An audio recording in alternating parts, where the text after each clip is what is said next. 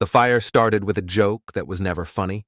In the hills near Timnah, the Philistines watched their wheat fields move in the afternoon wind, thick with grain almost ready for harvest. Vines climbed the terraced slopes. Olive trees dotted the ridges. It looked peaceful and prosperous.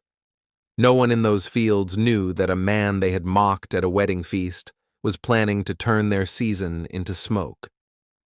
Samson moved with purpose as the sun went down, jaw set, breath steady.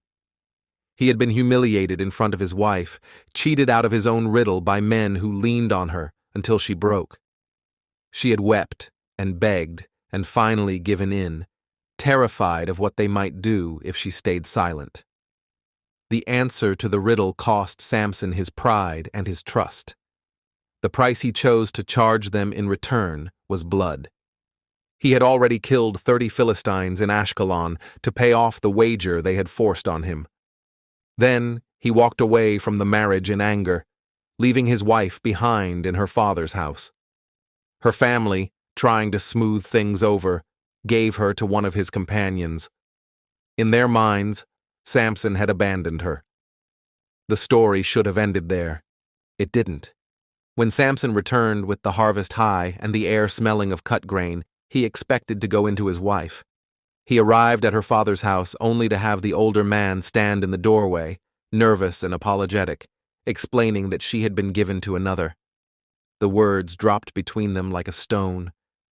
Samson stared at him, feeling something cold settle in his chest. The father tried to fix it with an offer. Take her younger sister instead. She is more beautiful. She can be yours now. It was a solution that made sense in his world, where daughters moved as pieces in family bargains. To Samson, it was one more insult. He walked away from the door without another word. Rage needed direction, and he chose one quickly. If the Philistines believed they could cheat him, mock him, and rearrange his marriage like a business deal, they would pay in a language they understood, the destruction of their wealth. He went out and caught foxes, moving across the countryside until he had 300. He worked through the night, tying them in pairs by the tails with torches fastened between them. It was cruel and desperate, improvised revenge. When all was ready, he set the torches alight and released the animals into the standing grain, the vineyards, and the olive groves of the Philistines. The countryside erupted. Flaming pairs of animals sprinted in wild fear through fields and terraces. Dry stalks caught instantly. Lines of fire raced across the grain. Men ran shouting with jars of water and blankets, but everywhere they turned, there was more fire. The night sky glowed red over Timnah as the work of a year burned in hours. By morning, word spread through the region. Someone had struck at the Philistines' harvest. Questions hardened into a single name. Who has done this? Samson, the son-in-law of the man from Timnah. He burned the fields because his wife was given to another. The Philistine leaders heard the report and felt their anger twist toward the family at the center of the story. They had not forgotten the riddle at the wedding feast, the boastful Israelite who had thought he could outsmart them. Now he had attacked their property and embarrassed their rule. To them, it was not enough to hit back at Samson, who moved like a shadow in the hills and was hard to pin down. They could reach the man who had given his daughter away.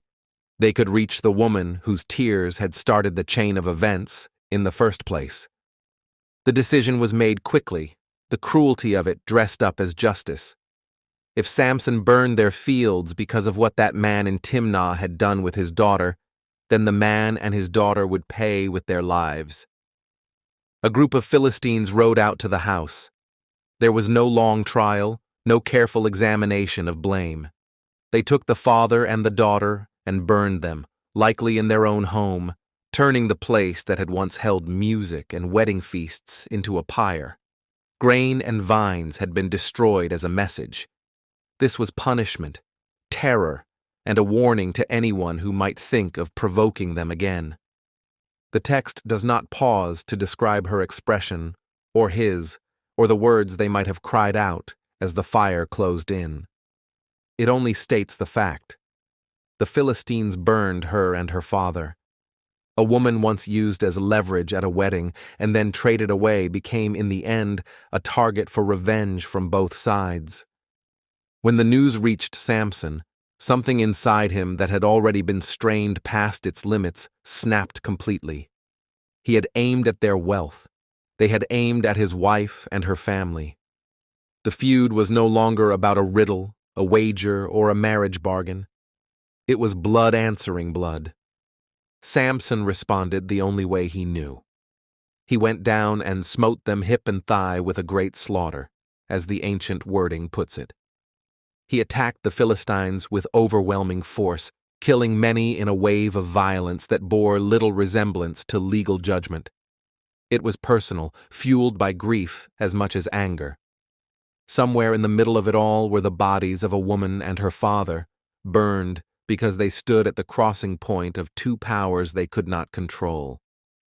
After the slaughter, Samson withdrew to the cleft of a rock at Etam, a rough hiding place overlooking the land.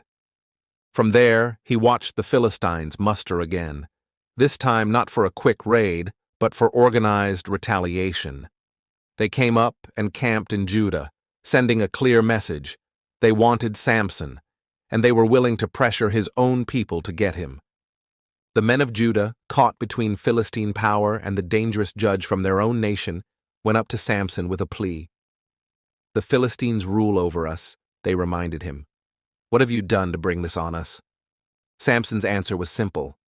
He had done to them what they did to him. Each act made sense as a response to the last, even as the cycle spun further out of control. The men of Judah promised not to kill him themselves, but insisted they had to hand him over. Samson agreed under that condition. They bound him with new ropes and delivered him to the Philistines. It looked, for a moment, like the feud might end in a simple exchange, one troublesome man for the quiet of the region.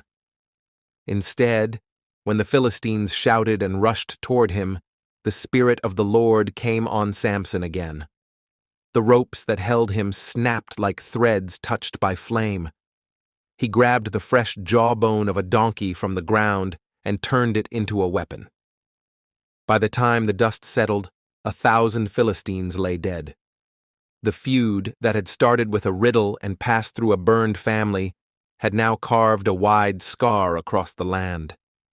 The Bible does not circle back to name Samson's wife again after her death. It does not list her father's lineage or give the number of relatives who mourned them. Their story is folded into the larger account of Samson's battles with the Philistines, 2 lives consumed in the middle of a conflict that mixed personal wrongs with national struggle.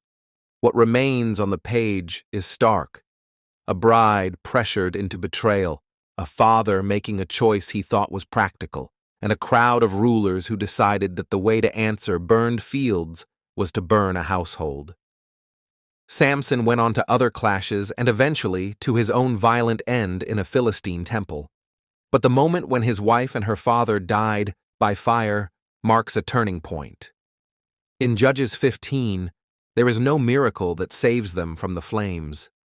The text leaves them where history often leaves ordinary people, in the middle of great conflicts. Unnamed, used, and gone.